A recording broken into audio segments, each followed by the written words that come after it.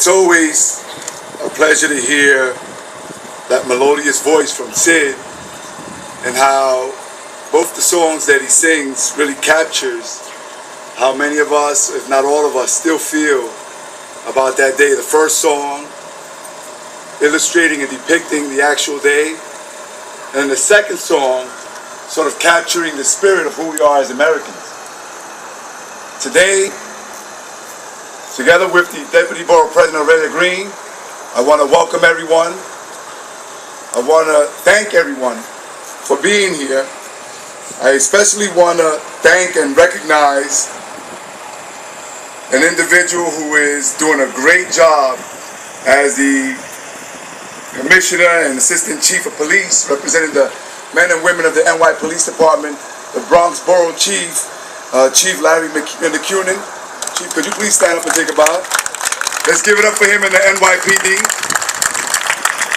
We have with us also, representing the Fire Department of New York City, the Borough Commander, Chief Joe Wisnaka.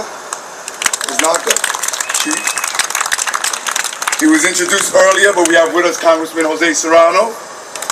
We have with us Council Member Vanessa Gibson.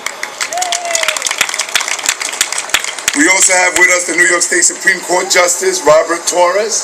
Thank you for being with us here today.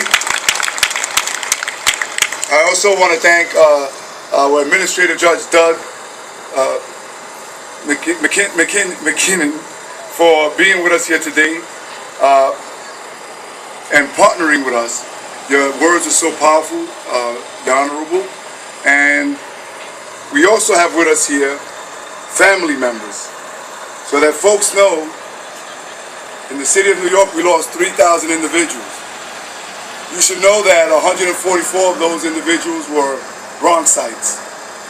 They were men and women, brothers and sisters, mothers and fathers, police officers, professionals. They came from all walks of life. Many of them got up in the morning, they went to work, and they thought they were going to come back home, and their families never saw them again. There's a platitude that says, time heals all wounds. And here we are 13 years later. And yet, those wounds and that pain for many of the family members who are here today, and all the family members and all of us, still run deep and fresh.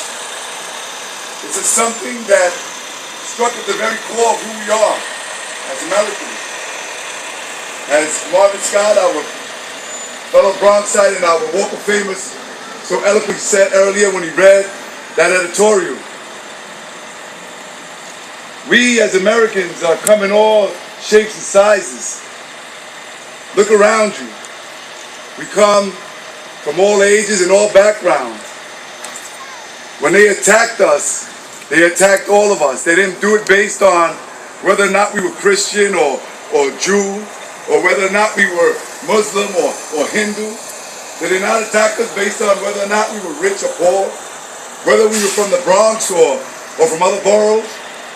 They attacked us as Americans.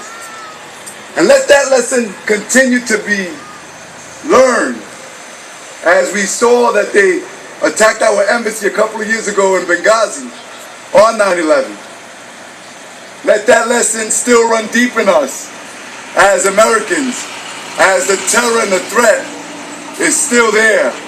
The congressman will tell you how they're dealing with this with the President of the United States, and while the terror in the face of terror is a new one, the threat on us, on our democracy, on our liberty, is something that still runs so deep, and that hatred runs so deep, and we should never forget.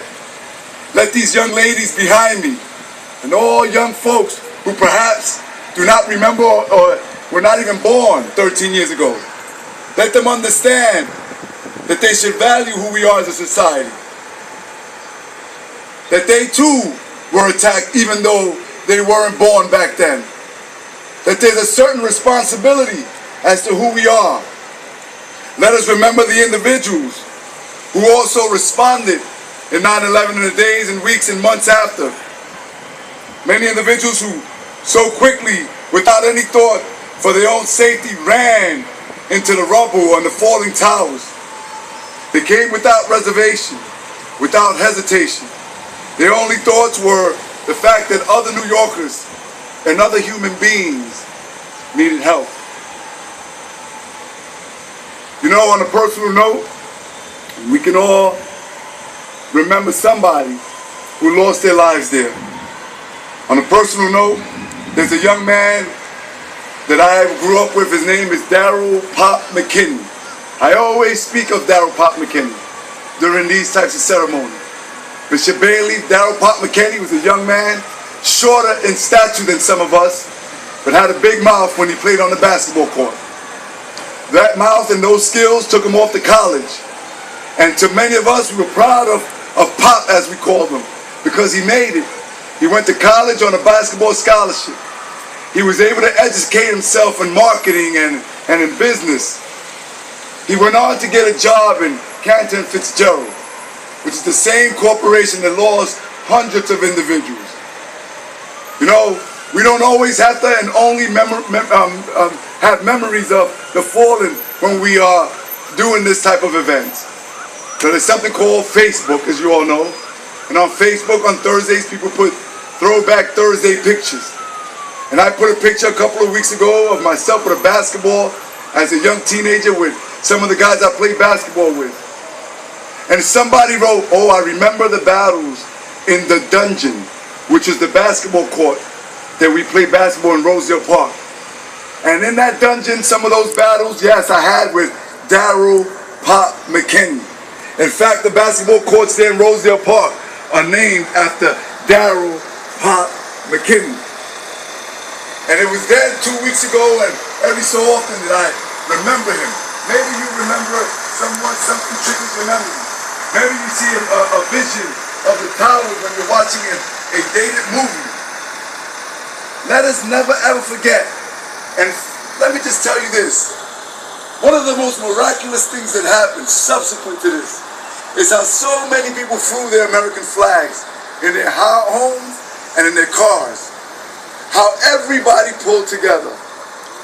For those of you who are standing around, whether you're Latino, Anglo, Jewish, Christian, if you really want to memorialize, if you really want to pay homage and respect, if we all do, to those that fell, to those heroes that we lost, let us get back to treating each other the way we treated each other the weeks and months after the attack. Now, quite often we're rude to each other. We don't say something as simple as good morning, something as general as hi, how are you? We are human beings. We all have our issues. We all have our worries and concerns. But when it really gets down to it, when the times are rough, when we are under attack, we all come together. And it should not be only during bad times. It should also be on a daily basis. Ladies and gentlemen, we are here with Mr. and Mrs. Ken Williams, who are the family members of firefighter Vernon Cherry. We're here with Dan Diaz, who represents police officer John Diaz. We're here with Teresa Noel, representing her son, Curtis Noel. We are also here with Miriam Valcarcel, who representing her husband, William Valcarcel. These are family members who are with us here today. They are representing the score of family members of Bronxites who have fallen who could not be here. Today, we do this and we'll continue to do this in the Bronx. While we know that the nation paused yesterday, but as Bronxites, as long as I'm borough president, we'll continue to pause here because we lost individuals. We owe them that debt of gratitude.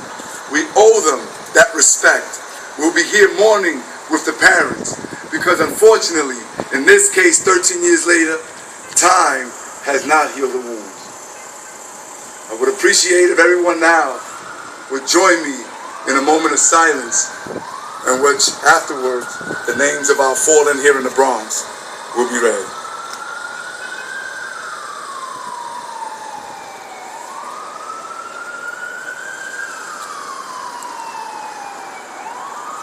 Ignatius Udo Adanga.